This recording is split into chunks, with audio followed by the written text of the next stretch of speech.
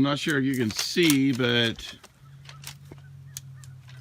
I've got a catch on a drag, and it's somebody's dog, and it's obviously a wild dog or not very well kept dog, and it's all tangled in this brush pile. It's going to be a total pain in the ass to get it out of there and get to it, but we'll see what we can do. What an absolute pain this is going to be. Okay, so here's something that happens. This first time it's happened to me this season, but it's happened to me before. It happens to all of us. So I get here to check on this set, and here's where I am. You can see I'm kind of on the edge of this. I got wilderness over here. I got this field. There's a huge pile of brush where they put all the dozer deck down there along the bottom when they cleaned this field out several years ago. So the coyotes are running through this field. They're running along that dozer deck, and they're running along this edge right here. There's a little pond right here, and I'm right here on this point that kind of sticks out. And the coyotes are going to make this little point right here, and there's a little 2-track along the edge of this point that runs along. So the coyotes run along this little 2-track right on this point, so you know exactly where to put your trap on the edge, because they're going to make this point. So I put the trap right here, and this morning I get here, and you can see this scat. Now I've moved it since. This scat right here was right out here in the front of the set, and we just left out in the front. The set itself was not really dug out or anything like that, but as you can see, I went ahead and fixed it. But you can see all this right here. The top of the set was frozen. So what had happened is, day before yesterday, we had rain, and then the temperatures gradually dropped and dropped and dropped, and the wind came, and it was like 30-mile-an-hour wind out of the north, which was quite cold. And then it snowed, and it snowed pretty much all afternoon and in through the night. So then you had, everything was wet because of the rain, and then you had snow, and then you had that really, really cold wind. And even though the trap itself was not frozen, underneath was not frozen, it just, you know, hasn't been cold enough to freeze everything. There was enough of a freeze on the top that coyote came in here and did not get caught. You can see all the little frozen pieces of dry dirt that used to be dry dirt. And that happens. I mean, unless you're just putting salt through every little, you know, every time you put a little salt, put a little dirt, put a little salt, put a little dirt. I don't know how you can totally keep the top from freezing unless you're using wax dirt. And like I said before, I just generally don't have a dump truck load of wax dirt. So even if I make, you know, 55 gallons of wax dirt, that's not enough to get me through the season. So I use it when I need to, and it's going to be cold and whatever. That was a front that just, it wasn't even supposed to snow. We didn't even have anything in the forecast about the snow or anything like that. So stuff like that happens, especially when you're in these areas like the Ozarks and other areas of the country where the weather changes on the drop of a hat. And now today it's going to be 55 again. So there's not much you can do. At least the coyote came to the set. Nothing scared him off, nothing snapped off. So all I did was I popped the crust off the top of this, put some dry dirt back, put a little bit of urine and some lure. The bait's still in the hole. Put a little bit of urine and lure down in the hole because of the rain and the snow. Excuse me. And then I actually just moved the scat and stuck it over here along the side of the set itself. And that's all I've done. Now I'm putting it back, and I'm going to let it ride for a few days. Okay, I've had a few people ask how I pull these traps out of the ground, and it's really pretty simple. It just takes a little bit of leverage and sometimes a little bit of muscle.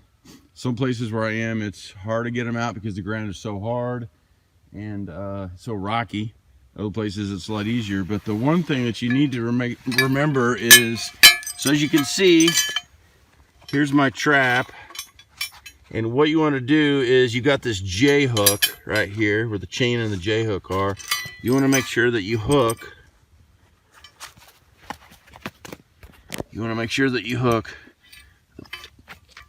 the little hook on the puller on the actual chain and not on the J-hook, because as you torque on that against that swivel, you'll straighten out that J-hook. So just make sure you get on the chain, and then you just pull the baby right on out. So I'm on the chain,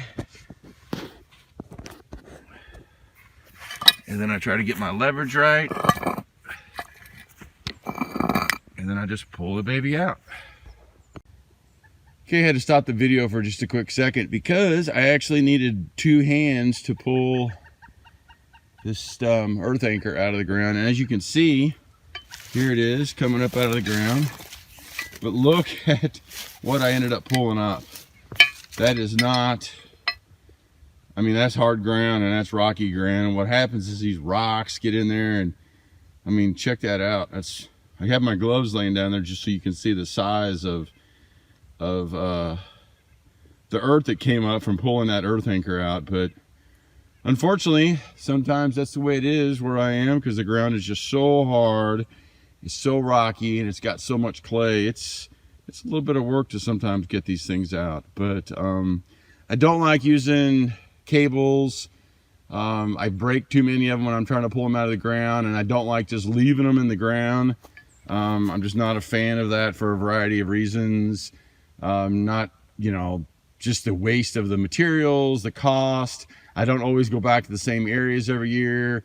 I don't always go back to the same place every year. Even if I am in the same area year after year, maybe it didn't produce and I'm not going to go there. I don't want some, you know, some farmer to get mad when if he happens to find the piece of cable sticking up out of the ground. I just don't want to deal with that. So I really love these Fox Hollow earth anchors. I use them year after year. I'm able to pull them out with this heavy duty stake puller. Just gives me a little workout.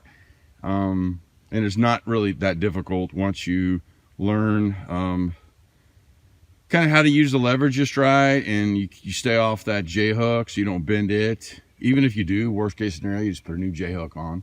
But it's not that difficult, and as long as the ground is not so hard. Okay, this is a flat set that we have on this saddle.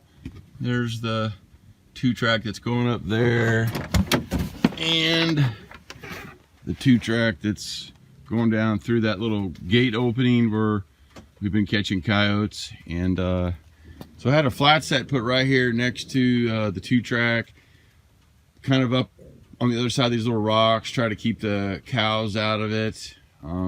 There was coyote scat here. Not caught any coyotes here. We're pulling traps today. But today when I show up, I got this little bobcat. Not very big, pretty little actually, probably just a spring one. So we're going to release him or her. But still just as mad as they usually generally are. But there's no reason to harvest this critter. It's not all that big, and we're gonna try to, no injury to it or anything like that. And so we're gonna let it go and let it grow up, and then we'll catch it again next year. The only bad thing is this is on a drag. You can see he's wrapped up around these trees, and bobcats on a drag are kind of a pain in the ass to let go. So we'll see if we can do this without getting bit and scratched, and then we'll pull this trap and keep pulling the line, because we're putting in a new line later today.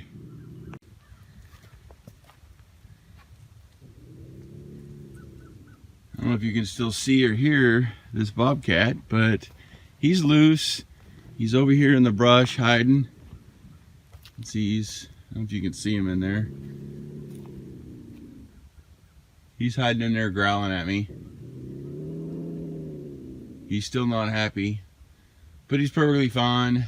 We're gonna move on out of here and let this bobcat do his thing. Okay, I wanted to kind of show you this set here for a second. So where I am is I'm on this saddle. Right there is where I caught a coyote yesterday, a little female when the snow was on. The snow's gone now, which is typical for the Ozarks. Snows goes away in a day or so, 2-3 days at the most. It seems like if we have snow that lasts a week, that's a long time here. So it snows, goes away, and we're back to mostly just mud or half frozen ground or whatever we got going on. So I do have another set up that way. Haven't caught anything in it. And I decided, because I just kind of like to do this, I constantly kind of like to continue to add sets. So even if I only add one set a day to a piece of property, it's just something new, something different for those canines to see. Maybe they've passed your set 2 or 3 times already. They haven't committed to anything, but now there's something new. So because this is such a good spot, I went ahead and put another set right here. You can see it's only 30 feet away probably. So all I did was I used a cow pile as my backing, put the deep dirt hole down. I was surprised to get such a good dirt hole down. It's about 10, 11 inches down. And then I just, dug a trap bed, put my trap in, and put a little peat moss in the bottom, put an earth anchor in, actually got an earth anchor in here. And then I used some peat moss inside the jaws, not outside on the levers, and then packed it down in there in some dry dirt. And then I used a little bit of dirt that was left from my bed, and I basically sifted it over the top of the trap. But you also see I sifted it all the way around. Let me back up here a little bit. I sifted dirt all the way around everywhere. And I kind of really like to do that. Number one, I just absolutely hate it when you can tell exactly where your trap is. Everything else looks different, and then right where your trap is dry dirt or peat moss or something. I know that you have to do that sometimes, and I know you can still catch coyotes that way. That's just me. I just don't like it. So what I do is I sift dirt all around. A little bit of dirt from here, just barely enough to cover up the dry dirt so it doesn't look out of place. And then I go ahead and sift dirt all around everything.